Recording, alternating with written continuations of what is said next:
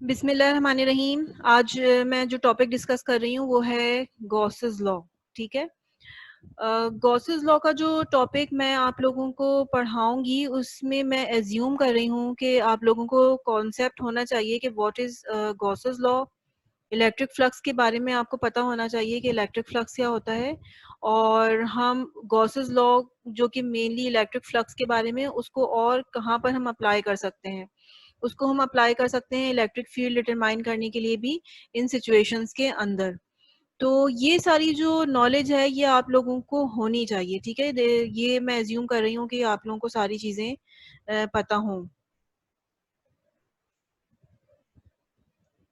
हमारी इस कोर्स के अंदर हम गॉसेस लॉ को थोड़ा सा पढ़ेंगे, उसका इंट्रोडक्शन भी देखते हैं कि ये क्या है, और उसके प्रॉब्लम्स जो है वो हम लोग यहाँ पर मैं डिस्कस कर रही हूँ अभी फ़िलहाल।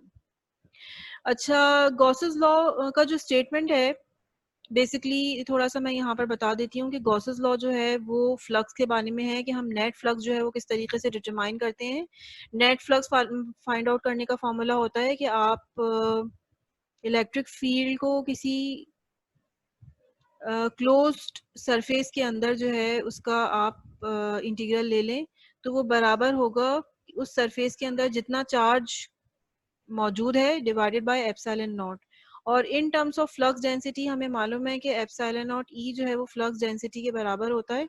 तो मैं गॉसेस लॉ को फ्लक्स डेंसिटी की फॉर्म में इस तरीके से भी लिख सकती हूँ। ओके, तो this is the statement of the Gauss's law. और चूंकि इसके अंदर इलेक्ट्रिक फील्ड आ रही है या इलेक्ट्रिक फ्लक्स डेंसिटी आ रही है, तो हम दोनों डिटरमाइन कर सकते हैं इस लॉ की मदद से। अच्छा, सबसे पहले यहाँ पर मैं एक न्यूमेरिकल करवा रही हूँ गॉसेस लॉ की मदद से। वो क्या है वो यहाँ पर हम देखते हैं। An infinite plane slab of thickness 2D। एक कोई स्लैब है ऊपर से, और दोनों डायमेंशंस में, तो यानी कि यहाँ पर मैंने एक्सिस बनाए हुए, जेड एक्सिस है, ये एक्स एक्सिस है, ये वाई एक्सिस है। तो इसकी जो थिकनेस है ये बेसिकली ये वाई एक्सिस के ऊपर है। थिकनेस तो इसकी कोई फाइनाइट है, जिसको ये कह रहे हैं कि इसकी थिकनेस 2D है। लेकिन अगर मैं z एक्सिस पे चलती चली जाऊं तो ये इनफाइनाइट है ये स्लैब, या अगर मैं x एक्सिस पे चलती चली जाऊं तो ये इनफाइनाइट है। तो इस लिहाज से ये इनफाइनाइट है, टू डायमेंशंस में ये इनफाइनाइट है। लेकिन जो y यानी थर्ड डायरेक्शन है उसमें ये फाइनाइट है और उसकी थिकनेस 2D है। और ये अब बहुत ही थिन शीट नहीं है। थिन शीट का केस आप लोगों ने अपनी प्रीवियस क्लास के अंदर पढ़ा है। अब ये कह रहे हैं कि carries a uniform volume charge density, और इसके अंदर यूनिफॉर्म चार्ज डेंसिटी है पूरे स्लैब के अंदर। Find the electric field as a function of y, where y is equal to 0 at the center. अच्छा, हमें जो है ना ये जो चीज़ है, ये डायग्राम बनी हुई थी बुक में से, मैंने प्रॉब्लम उठाया ग्रिफिथ में से। तो उसमें ये कह रहे हैं कि आप इलेक्ट्रिक फील्ड फाइंड आउट करें as a function of y। अच्छा, हमें ये बात मालूम है कि अगर मैं इस शीट के बाहर खड़ी होंगी, स्लैब के मैं बाहर खड़ी होंगी, तो फील्ड जो होगी वो यूनिफॉर्म होगी। उसमें हम वही फॉर्मूला अप्लाई कर देंगे जो कि एक शीट के ऊपर करते हैं। लेकिन हमें अभी मालूम करना है फील्ड अंदर। ओके, तो हमें इन्होंने ये बोला है कि सेंटर के ऊपर जो है ना, ये आपका y जो है वो 0 है। आपने एक्सिस किस तरह से बनाना है कि ये जो पूरी स्लैब है उसके कहीं सेंटर पॉइंट के ऊपर आप एक्सिस ड्रॉ करेंगे। ये आपका z एक्सिस होगा, ये x एक्सिस होगा, ये y एक्सिस होगा। और आपको इलेक्ट्रिक फील्ड अंदर मालूम करनी है कहीं। ठीक है, तो अब इसका तरीकाकार यही होता है कि मुझे अगर फील्ड अंदर मालूम करनी है, लेट सपोज मुझे किसी पॉइंट के ऊपर मालूम करनी है, बिल्कुल सरफेस से ज़रा सा पहले मैं क्या करूँगी, गॉसियन सरफेस बना लूँगी। और वो एक पिल बॉक्स होगा, सिलेंड्रिकल पिल बॉक्स, और उसको मैं सेंटर से ही ड्रॉ करूँगी, यहाँ से लेके यहाँ तक। ठीक है, यहाँ से लेके यहाँ तक मैंने इसको ड्रॉ कर लिया है। और ये जो सिलेंड्रिकल पिल बॉक्स है इसके 3 सरफेसेस हो गए, 1 2 3। जैसे मैंने आप लोगों को बताया है कि सिलेंड्रिकल शेप के 3 फेसेस होते हैं क्लोज्ड सरफेस के। तो अब जो है वो मुझे करना क्या है, मुझे चूंकि फील्ड अंदर मालूम करनी थी, लिहाजा मैंने इस सिलेंडर को अंदर की तरफ बनाया। अच्छा, अब यहाँ पर मैं अपनी गॉसेस लॉ का स्टेटमेंट जो है वो लिखूंगी। क्लोज सरफेस के ऊपर मुझे ई डॉट डी ए निकालना है, और फिर मुझे ये निकालना है। अब यहाँ पे 3 सरफेसेस हैं, 1 2 3। ठीक है, तो यहाँ पे मैंने नाम दे दिया है। फर्स्ट सरफेस मेरा ये वाला हो गया, थर्ड सरफेस मेरा ये वाला हो गया, और सेकंड सरफेस मेरा ये वाला हो गया। अच्छा, यहाँ से मुझे नजर आ रहा है कि ये जो थर्ड सरफेस है ये बिल्कुल इधर है, सरफेस के ऊपर ही तकरीबन एज से जरा पहले ही है। समझ लें कि कंटिन्यूअस है तो सरफेस पे समझ लें। तो इसके अंदर जो पॉजिटिव चार्जेस रखे हुए हैं हर तरफ, तो उसकी वजह से जो इलेक्ट्रिक फील्ड है वो बाहर की तरफ उसका डायरेक्शन है, और सरफेस का भी जो डायरेक्शन है इस प्लेन में, जो ये सर्कुलर सरफेस है इसका जो डायरेक्शन है वो बाहर की तरफ है। तो यहाँ पे ई डॉट डी ए जो इनका प्रोडक्ट है वो क्या हो जाएगा, ई ए, क्योंकि सरफेस और इलेक्ट्रिक फील्ड के दरमियान जो एंगल बन रहा है वो अभी 0 डिग्री का बन रहा है, तो ये ई ए हो जाएगा। अच्छा, इस तरह से सेकंड सरफेस के ऊपर मैं निकालना चाहती हूँ ई डॉट डी ए। ये सेकंड सरफेस है मेरा, तो प्लस चार्जेस रखे हुए हैं, तो इलेक्ट्रिक फील्ड की जो डायरेक्शन है वो आउटवर्ड है ना।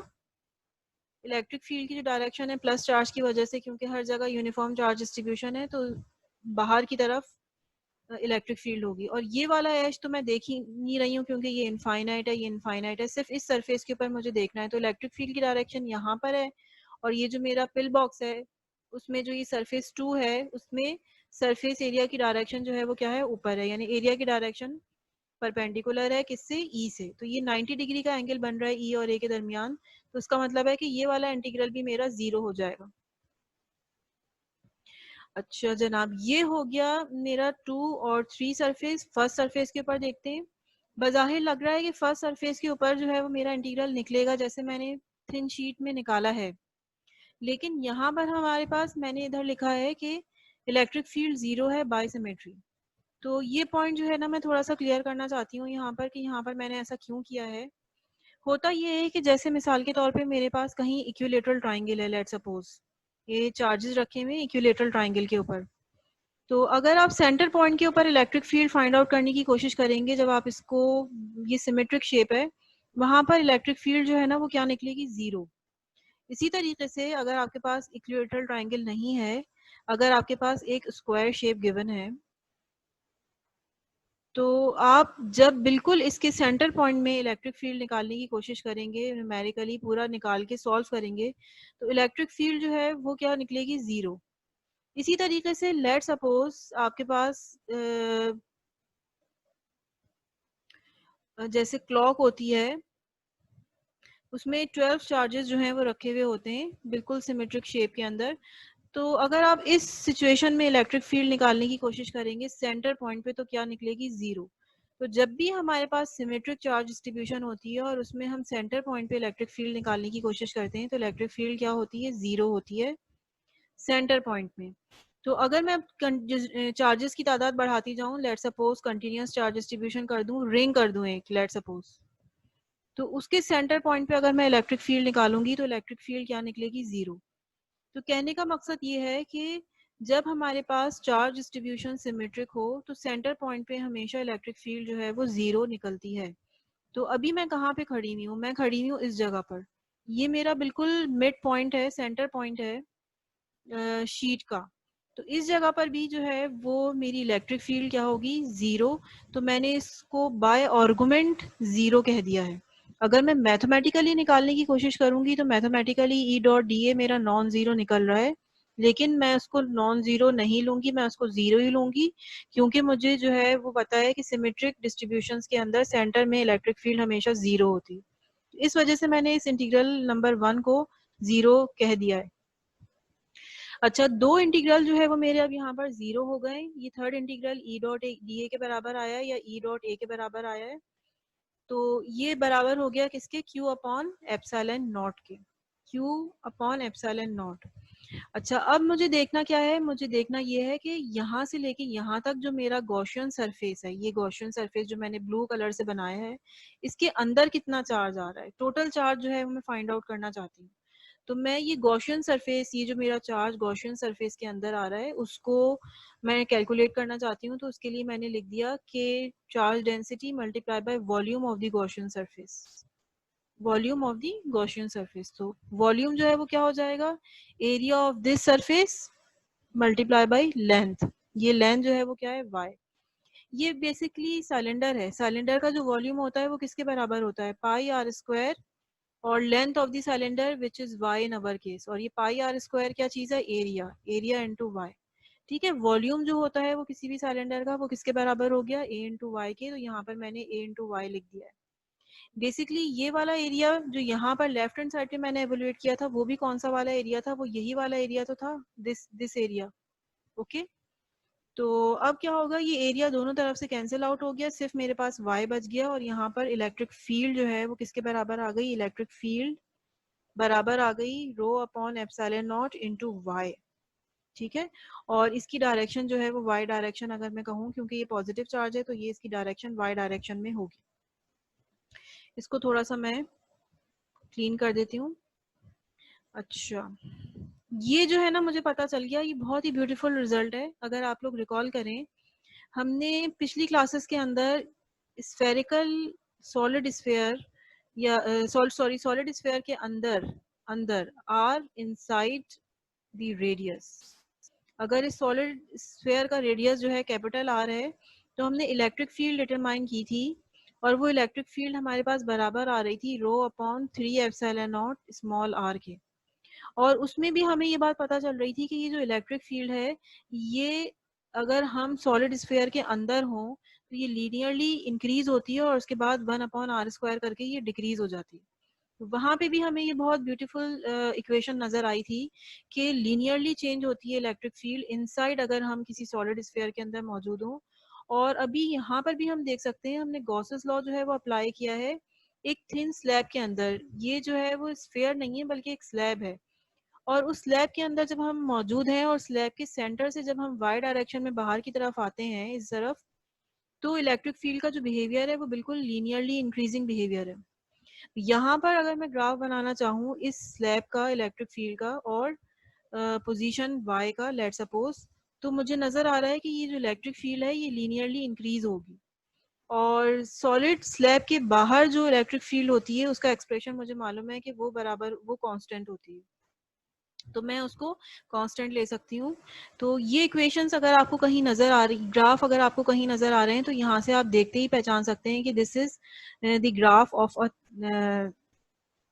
slab, ठीक है, infinite sheet, and this is the graph of the spherical charged spherical charge conductor, sorry conductor नहीं डाइलेक्ट्रिक। ठीक है, तो ये जो है वो आपके जहन में होना चाहिए कि इलेक्ट्रिक फील्ड जो है वो लीनियरली इंक्रीज हो रही है इनसाइड दी स्लैब।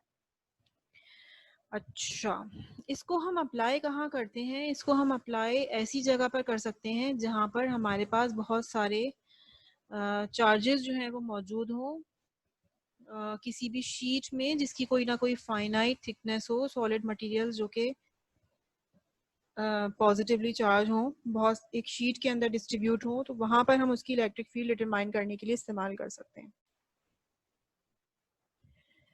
अच्छा, ये सेकंड प्रॉब्लम देखते हैं, ये मुझे बहुत पसंद है। यहाँ पर भी मैंने डायग्राम ड्रॉ की हुई है इसकी, और ये ग्रिफिथ से मैंने उठाई है problem. Two spheres each of radius r and carrying uniform charge densities plus rho and minus rho. ठीक है, ये दो स्फीयर्स हैं और दोनों जो है वो यूनिफॉर्मली चार्ज डिस्ट्रीब्यूटेड है। एक के ऊपर प्लस चार्ज है, दूसरे के ऊपर माइनस चार्ज है। उनकी चार्ज डेंसिटीज भी हमें गिवन है, कांस्टेंट हैं दोनों। और इस तरह से ये रखे हुए हैं कि सो डेट पार्शियली ओवरलैप, एक दूसरे के ऊपर पूरे पूरे ओवरलैप नहीं कर रहे हैं, पार्शियली ओवरलैप कर रहे हैं, जैसे कि फिगर में दिखाया हुआ है। Call the vector from the positive centre to the negative centre as d, यानी कि हम प्लस से माइनस की तरफ अगर जाएंगे, दोनों के सेंटर को मिलाएंगे तो एक वेक्टर बनेगा, position vector, which is known as d. तो ये वेक्टर फॉर्म में डिस्टेंस गिवन है। Show that the field in the region of overlap is constant. तो हमें इसका मतलब ये है कि हमें इलेक्ट्रिक फील्ड फाइंड आउट करनी है किस रीजन में, इन दोनों के बीच में हमें इलेक्ट्रिक फील्ड फाइंड आउट करनी है। तो सबसे पहले क्या करेंगे, इस पहले स्फीयर पॉजिटिव स्फीयर की वजह से इलेक्ट्रिक फील्ड फाइंड आउट करेंगे इस पॉइंट पे, और फिर दूसरे स्फीयर की वजह से भी फील्ड फाइंड आउट करेंगे इस पॉइंट पे, और फिर दोनों को हम एड अप कर लेंगे। एड अप करने के बाद हम अपना रिजल्ट निकालेंगे बाय सुपरपोजिशन थ्योरम। तो गॉसेस लॉ जो है वो दो दफा हमें अप्लाई करना पड़ेगा। अच्छा, अब सबसे पहले हम प्लस चार्ज लेते हैं, प्लस स्फीयर लेते हैं, उसमें हमें फील्ड मालूम करनी है। लेट सपोज इस पॉइंट पे मैं डी डिस्टेंस का हाफ ले रही हूँ, तो इस पॉइंट पे जब मुझे इलेक्ट्रिक फील्ड फाइंड आउट करनी है तो मैं एक गॉसियन सरफेस बना दूंगी इनसाइड। लेकिन अब मुझे फील्ड मालूम करनी है अंदर की तरफ, तो मैं इसका फॉर्मूला चूंकि पहले भी ड्राइव कर चुकी हूँ, या आप लोग देख चुके हैं प्रीवियस क्लासेस के अंदर कि अगर स्फेयर होता है तो उसकी जो फील्ड होती है इनसाइड वो किस तरीके से निकाली जाती है, उसका फॉर्मूला क्या होता है, ये वाला फॉर्मूला होता है जो कि मैंने यहाँ पर डायरेक्ट लिख दिया है। लेट सपोज मेरा जो ये पॉइंट है, ये पॉइंट जिस पे मैं अभी फील्ड फाइंड आउट कर रही हूँ, तो ये जो मेरा रेडियस बनेगा इलेक्ट्रिक फील्ड की डायरेक्शन बाहर की तरफ होती है, और ये मेरा जो डी वेक्टर है ये इस पॉइंट के ऊपर दोनों पैरेलल हैं। तो मैं आर की जगह d/2 लिख सकती हूँ और मैं बता सकती हूँ कि जो मेरा ई का जो डायरेक्शन है वो क्या है, आर आर, ठीक है, जो कि मैंने यहाँ पर शो किया हुआ है, दिस इज माई आर, इस डायरेक्शन के अंदर। तो यहाँ पर जो इलेक्ट्रिक फील्ड मेरे पास आ गई, इसको मैंने जस्ट 3 और 2 को मल्टीप्लाई करके यहाँ पर लिख दिया है 6 एप्सिलॉन नॉट। अब मैं सेकंड काम क्या करूंगी, अब इस वाले स्फीयर, नेगेटिव स्फीयर की वजह से यहाँ पर मैं इलेक्ट्रिक फील्ड फाइंड आउट करूंगी, ठीक है। तो अब ये जो इलेक्ट्रिक फील्ड की जो डायरेक्शन बनेगी वो क्या बनेगी, अंदर की तरफ, ठीक है, अंदर की तरफ बनेगी, और रेडियस मेरा जो होगा वो बाहर की तरफ होगा, जैसे कि ये जो है नजर आ रहा है हमें वेक्टर। इसको हम लिख लेते हैं इलेक्ट्रिक फील्ड में। अब जो चार्ज डेंसिटी है वो चूंकि नेगेटिव चार्जेस हैं, फॉर्मूला वही होगा, यहाँ पर माइनस मैंने नेगेटिव की वजह से लगा दिया है, और यहाँ पर भी माइनस आर नेगेटिव यानी कि पोजीशन वेक्टर को शो कर रहा है, ठीक है। लेकिन ये जो आर नेगेटिव है बेसिकली ये जो है वो अपोजिट डायरेक्शन में है as compare to this r, ठीक है, ये अपोजिट डायरेक्शन में। तो यहाँ पर मैंने क्या किया है, माइनस आर लिख दिया है। तो अब गॉसियन सरफेस के अंदर जो रेडियल डायरेक्शन है, ठीक है, वो और इलेक्ट्रिक फील्ड की जो डायरेक्शन है वो अपोजिट डायरेक्शन है। यहाँ पर मैंने माइनस लिख दिया है, इसको मैं वेक्टर फॉर्म में कर रही हूँ। वेक्टर फॉर्म में करने की ज़रूरत पेश इसलिए आ रही है कि यहाँ पर इन्होंने ऑलरेडी डिस्टेंस वेक्टर फॉर्म में गिवन है, तो मैंने इसको वेक्टर फॉर्म में कर दिया है। तो अब खैर बहरहाल अब मेरे पास जो फील्ड आएगी वो क्या हो जाएगी, ये। और अगर आप देखें तो इस पॉइंट के ऊपर पॉजिटिव की वजह से भी फील्ड की डायरेक्शन यही है, नेगेटिव की वजह से भी फील्ड की डायरेक्शन यही है। तो अगर आप इसको मैग्नीट्यूड फॉर्म में करना चाह रहे हैं तो आप फिर कुछ भी नेगेटिव कंसीडर ना करें, सिर्फ मॉड लगा दें, जहाँ जहाँ पे नेगेटिव होगा सब प्लस हो जाएगा। दोनों की फील्ड चूंकि एक ही डायरेक्शन में है, उसको आखिर में आपने जाके प्लस कर देना है, तो ये फील्ड आपके पास आ जाएगी। और यहाँ से हमें नज़र आ रहा है कि ये जो फील्ड है ये फील्ड कांस्टेंट है, ये आ रही है 3d sorry rho d upon 3 epsilon naught. और अगर लेट सपोज मैंने तो यहाँ पर बनाया है ना उसको, अगर आपको यहाँ किसी पॉइंट पे फाइंड आउट करना है तो आप अपना गॉसियन सरफेस इस पॉइंट के ऊपर बनाएंगे, ये इसकी वजह से गॉसियन सरफेस इस पॉइंट के ऊपर बनाओगे। तो किसी भी पॉइंट पे अगर आप इलेक्ट्रिक फील्ड फाइंड आउट करना चाहते हो इन दिस ओवरलैपिंग रीजन, आपके पास आंसर हमेशा यही निकलेगा। तो इसका मतलब क्या है कि फील्ड जो है वो हमारी ओवरलैपिंग स्फीयर्स के अंदर जो है वो क्या होती है, कांस्टेंट होती है। और ये ऐसा होता है हमारे पास, फॉर एग्जांपल कहीं भी चार्ज क्लाउड्स मौजूद हैं आपके पास, पॉजिटिव चार्जेस नेगेटिव चार्जेस, उस रीजन के अंदर वो ओवरलैप कर जाते हैं, प्लाज्मा में ओवरलैप कर जाते हैं गैस के अंदर। तो उस वक्त हमें इलेक्ट्रिक फील्ड फाइंड आउट करने की ज़रूरत पेश आती है। तो फिर हम जो है ना उस जगह इसको अप्लाई कर सकते हैं कि overlapping of electron cloud with the positive charge. तो वहाँ पर हम इस इलेक्ट्रिक फील्ड का बिहेवियर जो है इस तरीके से इस मॉडल के ज़रिए जो है वो चेक कर सकते हैं। अच्छा नेक्स्ट आ रही हूँ मैं। नेक्स्ट मेरी प्रॉब्लम है,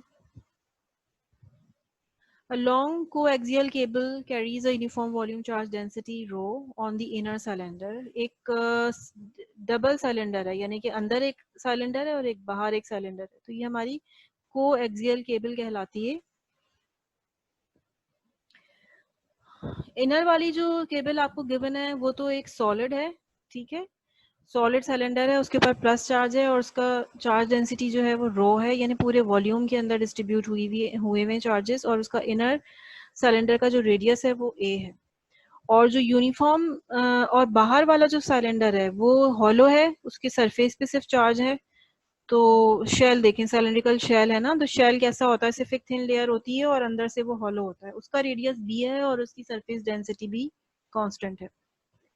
अच्छा, और इसमें इन्होंने ये कहा है कि बाहर जो शेल है उसकी जो सरफेस चार्ज डेंसिटी है वो नेगेटिव है। अच्छा, और ये जो इनर और आउटर चार्जेस की जो सरफेस डेंसिटी और वॉल्यूम डेंसिटी है वो इस तरह से है कि total charge on the surface, total charge on both sphere is zero, यानी जितना पॉजिटिव चार्ज इनर सिलेंडर में है उतना ही नेगेटिव चार्ज बाहर के सिलेंडर में है, सिलेंड्रिकल शेल में है।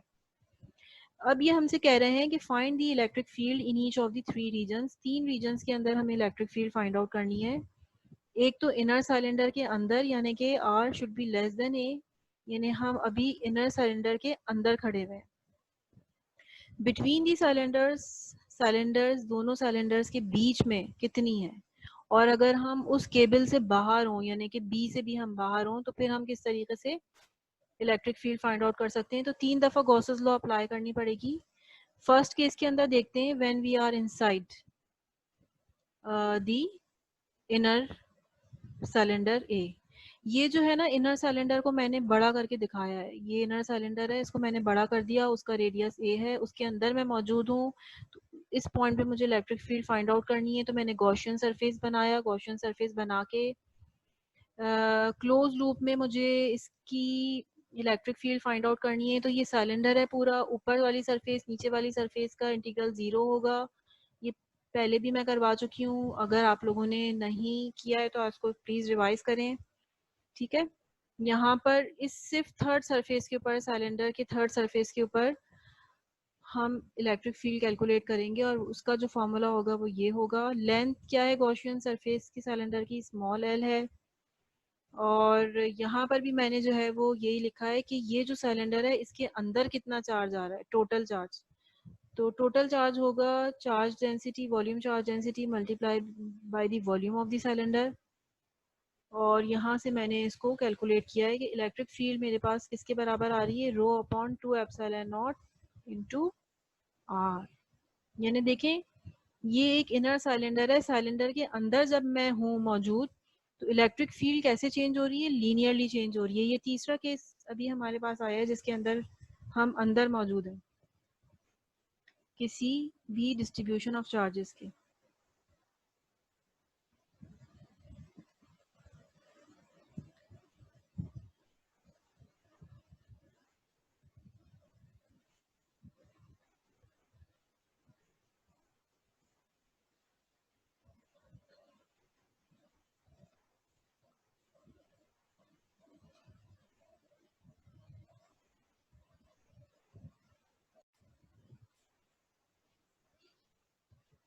अभी सबसे पहले हम लोगों ने ये केस देखा था पिछली क्लासेस के अंदर कि स्फेयर के अंदर अगर हम मौजूद होते हैं और अगर हम इलेक्ट्रिक फील्ड फाइंड आउट करने की कोशिश करते हैं तो इलेक्ट्रिक फील्ड जो है वो हमारे पास निकलती है charge density divided by 3 epsilon naught into r, sorry into r. ये मैंने गलती से यूनिट वेक्टर बना दिया, this is not a unit vector, यानी it is linearly increasing function with r inside in inside the sphere.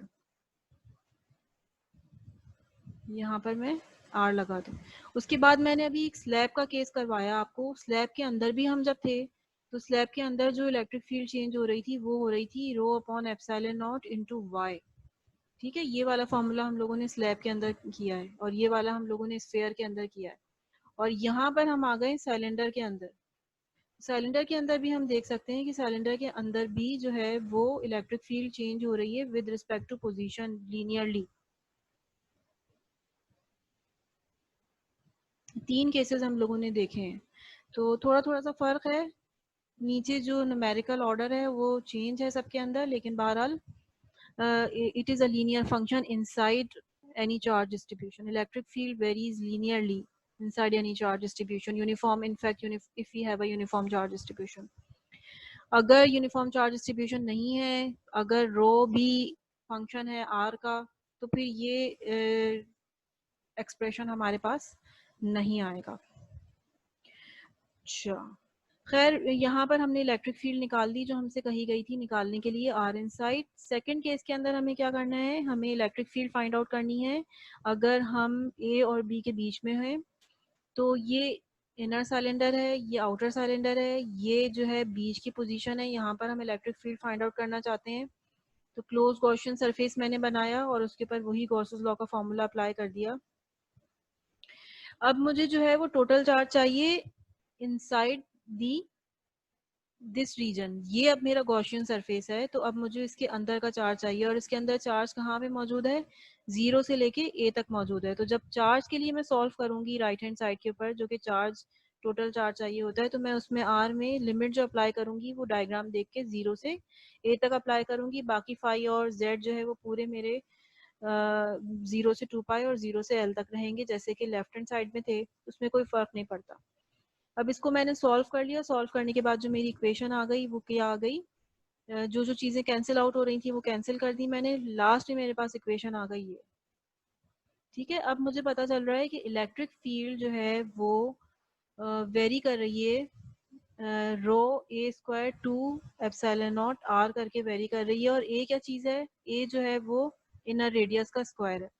और थोड़ी सी previous knowledge से मुझे ये बात मालूम है कि जब मेरे पास सिंगल लाइन चार्ज डिस्ट्रीब्यूशन थी, उसके लिए मैं जब गॉसेस लॉ अप्लाई करके और किसी बाहर वाले पॉइंट के ऊपर इलेक्ट्रिक फील्ड फाइंड आउट करती थी, तो उसका फॉर्मूला ये निकलता था।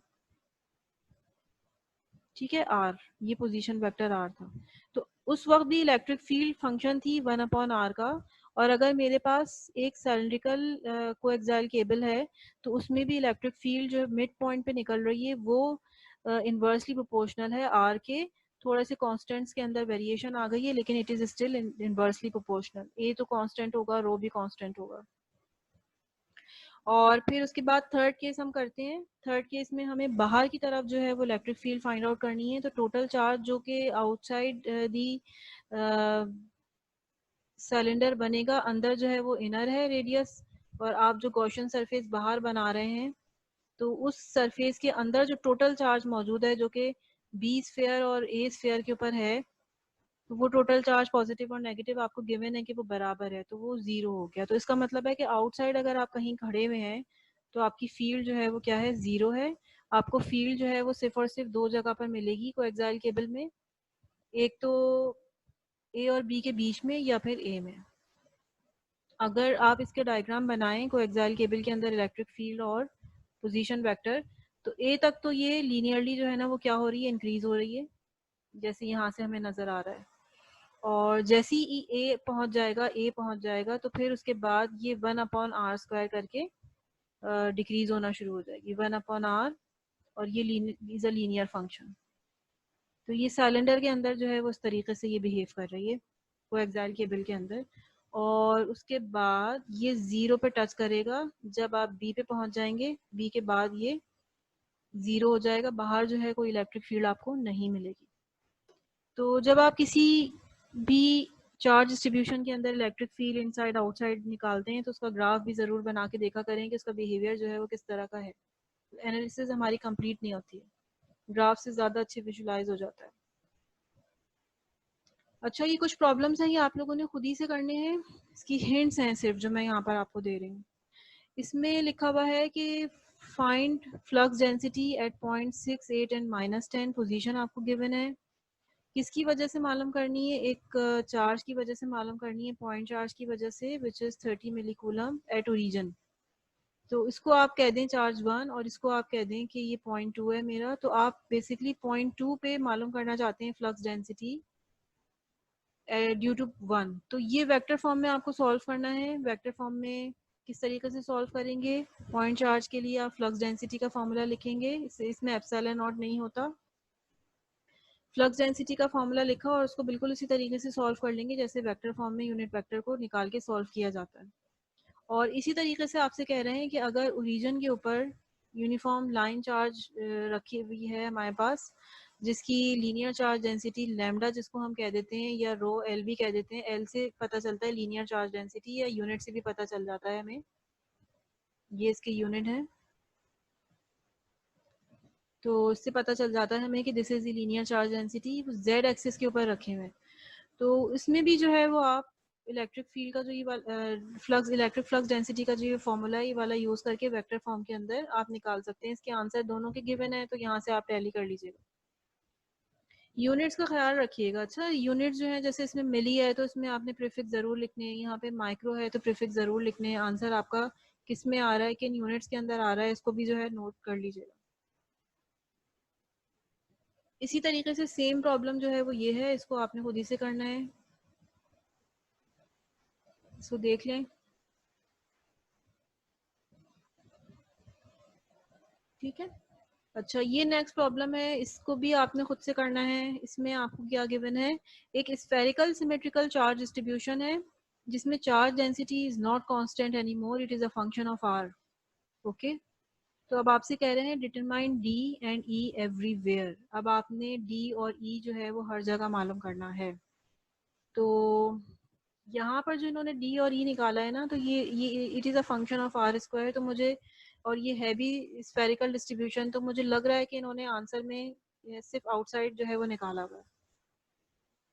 मैंने लिख भी दिया हुआ है कि फील्ड और फ्लक्स डेंसिटी जो है वो आउटसाइड निकाली गई है, तो आप बाहर की तरफ निकालिएगा। अच्छा, इस जो प्रॉब्लम को मैं एक्सटेंड कर रही हूँ थोड़ा सा, आपने खुद ही से सॉल्व करना है। सॉलिड स्फीयर है अगर आपके पास, और सॉलिड सिलेंडर है अगर आपके पास, या फिर एक जो स्लैब वाला केस मैंने करवाया है अभी, infinite slab of thickness 2d, इन तीनों केसेस के अंदर आपने इलेक्ट्रिक फील्ड फाइंड आउट करनी है inside the sphere, inside the cylinder, okay, और इनसाइड द स्लैब।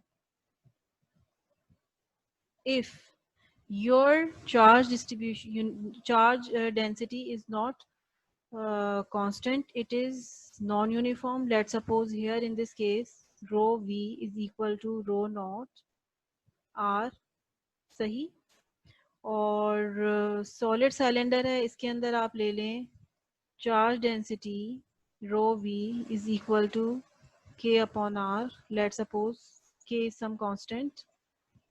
और स्लैब के अंदर भी जो चार्ज डेंसिटी है इसको आप ले लें, it is not a constant, it is a function of r square, okay. और यहाँ पर कोई कांस्टेंट आ गया ए आर स्क्वायर, इसको मैं थोड़ा सा सही लिख देती हूँ, ये मिक्स हो गया है।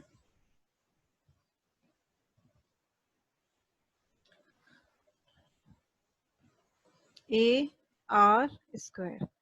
तो अब आप जो है वो इलेक्ट्रिक फील्ड का फॉर्मूला निकालिएगा कि इलेक्ट्रिक फील्ड का फॉर्मूला इनसाइड जो है वो क्या निकल रहा है इन तीनों केसेस के अंदर। ठीक है,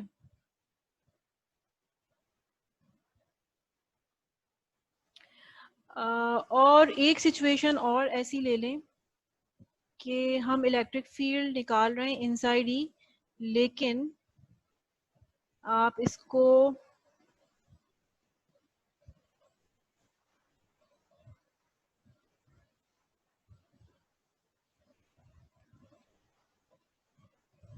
रो नॉट आर भी ले लें और इसको भी ले लें। तो मैं असल में कंपेयर करना चाह रही हूँ कि अगर चार्ज डेंसिटी वेरी कर रही है विद रिस्पेक्ट टू आर, ठीक है, आर के साथ साथ लीनियरली इंक्रीज हो रही है, तो उस सूरत में हमारे पास इलेक्ट्रिक फील्ड इनसाइड कितनी निकलती है, यहाँ पर, यहाँ पर, यहाँ पर। तो मैं इसको कंपेयर करना चाह रही हूँ, तो आप लोग इसको निकाल लीजिएगा। ओके,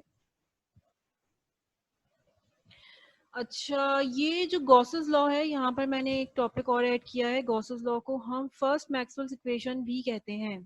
मैक्सवेल्स इक्वेशन जो है इलेक्ट्रिसिटी एंड मैग्नेटिज्म के कोर्स में 4 इंपॉर्टेंट फार्मूले हैं जो कि हर जगह इस्तेमाल होते हैं।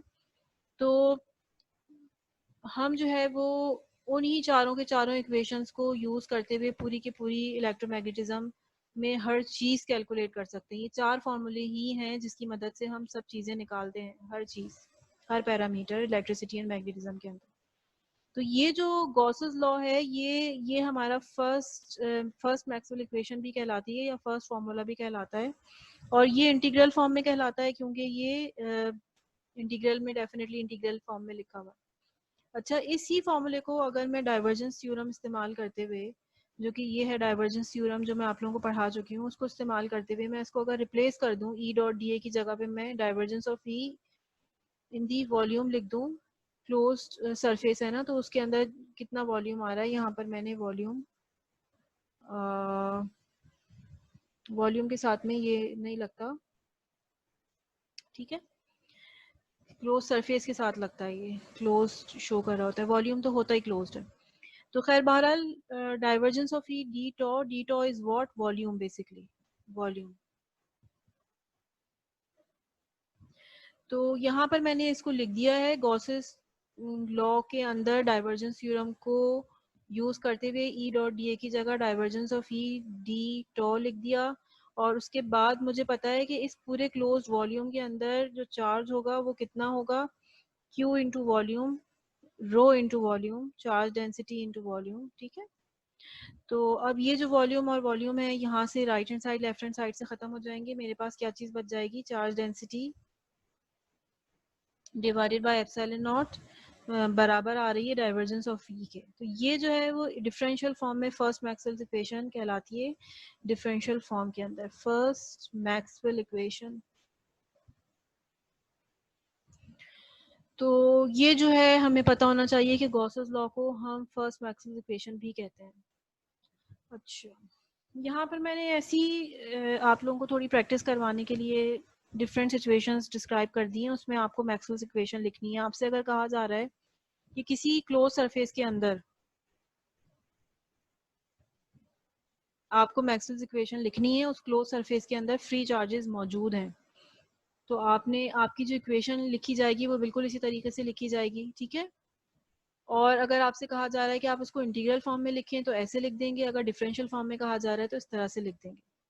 और अगर आपसे कहा गया है कि गॉसियन सरफेस में आप मैक्सवेल इक्वेशन लिखें क्लोज सरफेस के अंदर जिसमें कोई चार्ज मौजूद नहीं है, तो चार्ज जब मौजूद ही नहीं है तो उसके अंदर Q जीरो होगा, उसके अंदर आपको मैक्सवेल इक्वेशन लिखनी है फर्स्ट मैक्सवेल इक्वेशन। तो ये इक्वेशन आपके पास आ जाएगी इंटीग्रल फॉर्म में और ये आपके पास आ जाएगी डिफरेंशियल फॉर्म में।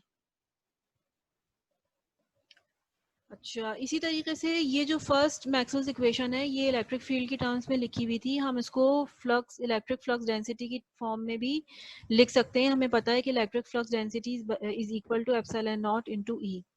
तो ये जो एप्सिलॉन नॉट है इसको मैं इज इक्वल टू की दूसरी तरफ ले गई हूँ और यहाँ पर मैंने इसको क्या किया है कि फ्लक्स डेंसिटी की फॉर्म में मैक्सवेल इक्वेशन को लिख दिया है।